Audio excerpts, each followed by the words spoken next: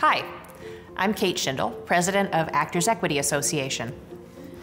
It's been 2 years since we first introduced you to Equity 2020, our campaign to be more aggressive, inclusive, and responsive. In this video, I want to take a couple minutes to introduce you to the next step in our campaign to build a stronger union, geared toward creating more paid work opportunities for all of our members. But before we look forward, I'd like to highlight some of what we've already accomplished. Since we began Equity 2020, we've made important progress. We promised to build a more modern and strategic organizing program, and we're starting to see results. Together, we fought for and won millions of dollars in additional local public arts funding in Washington, D.C., San Francisco, and other cities. We defended the National Endowment for the Arts, and we joined our sister unions in Missouri and defeated a right-to-work law that would have been devastating for our members and, in fact, for all workers. We also promised to be more responsive to members living in our liaison areas. That's why the very first organizer we hired was specifically dedicated to those communities. And we've used our new organizing program to help achieve stronger regional contracts in places from the Bay Area to Boston, with higher minimum salaries and more contracts for stage managers. Work weeks and wages are up in our liaison areas. We've also delivered for members in our office cities, including a new CAT contract in Chicago with raises ranging from 10 to 43%. And we ratified a national LORT agreement with wage increases ranging from 16 to more than 80%, as well as more contracts in every category. We continue to improve our communications using videos like this, a revamped website, and increased use of our social media platforms. Most recently, we've spent some time examining our organizational structure, including our Constitution. Equity has been around for more than a century, and so has some of our constitutional language. Our preamble, for example, was written before the Wagner Act of 1930 legally protected the rights of unions to organize, which is a big part of the reason it's so much more broad than the work Actors Equity does today. In January, following 2 years of work by our Constitutional Review Committee, Equity's National Council recommended some changes to our Constitution to help us deliver on the Equity 2020 promise to build a stronger union. One of the most significant changes, and one that I'm personally most excited about, is the creation of a national convention.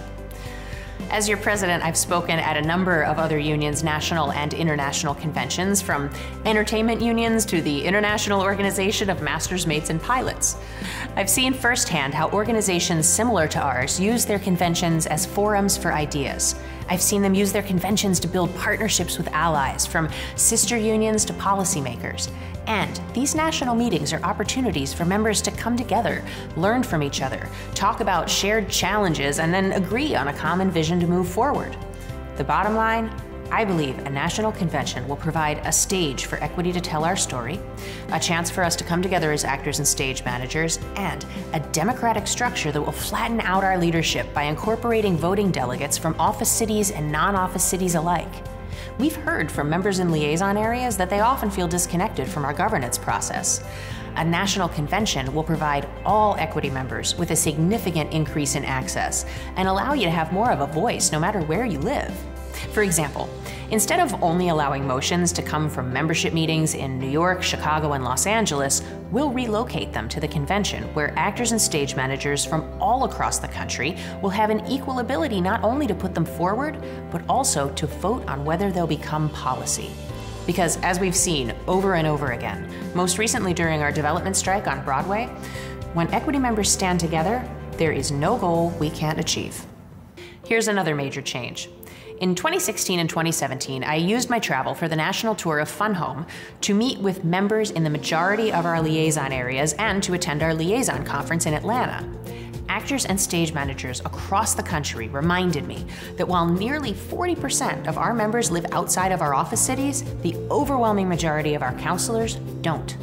That's why I'm thrilled that for the first time ever, Council has also proposed designating 9 council seats specifically for members who do not live in New York, Chicago, or Los Angeles. And we've recommended changes to the eligibility requirements for all council seats, establishing parity across categories and the ability to run for council later in your chorus or stage management career. Council has recommended other changes too. You'll be hearing more about the full proposal in the coming days. If you want to learn more or have questions, go to actorsequity.org/2020. We are building a better union together. I hope you agree that these proposals represent major progress for equity, and I hope you'll join me as we take the next step.